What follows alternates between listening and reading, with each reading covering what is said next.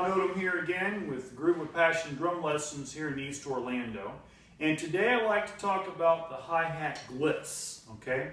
Now the hi-hat is really the most versatile part of your drum set. You can get many different sounds out of the hi-hat. And so today I'm just going to talk about a few basic things we can do as far as getting some sounds out of the hi-hat to change it up. Just a quick little history lesson. I remember when I was probably about 10 years old, which would have been back in like 1977, I had my uncle's drum set.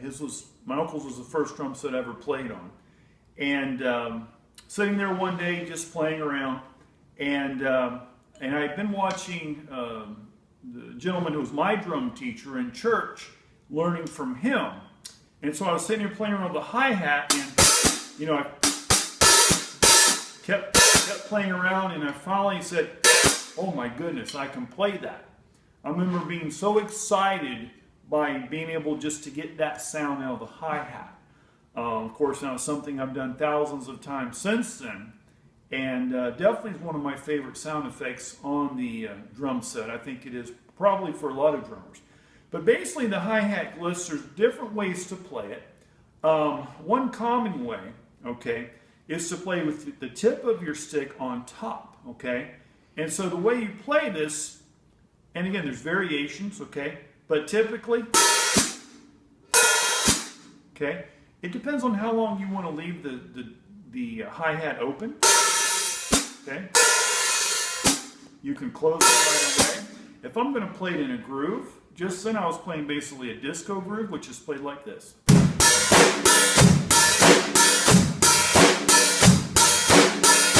Okay? If I want to play it, say, in a basic rock groove, I can move it around, okay? Like this.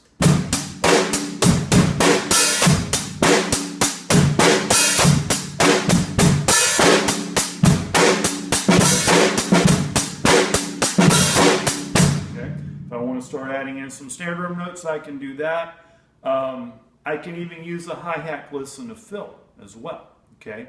If I want to play a fill, I can go.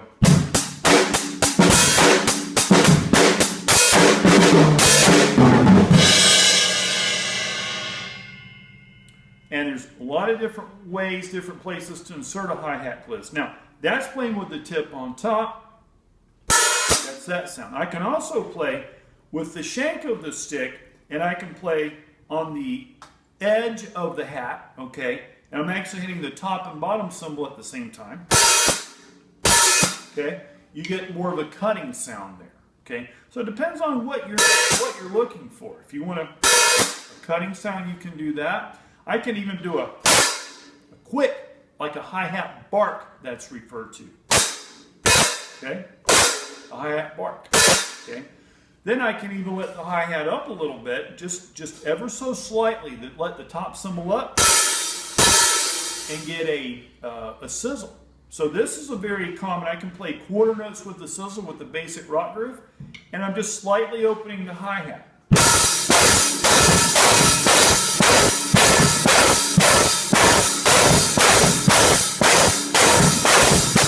Okay? If you're playing jazz, all right, you can slightly open the hi-hat again and get a nice little jazz sound.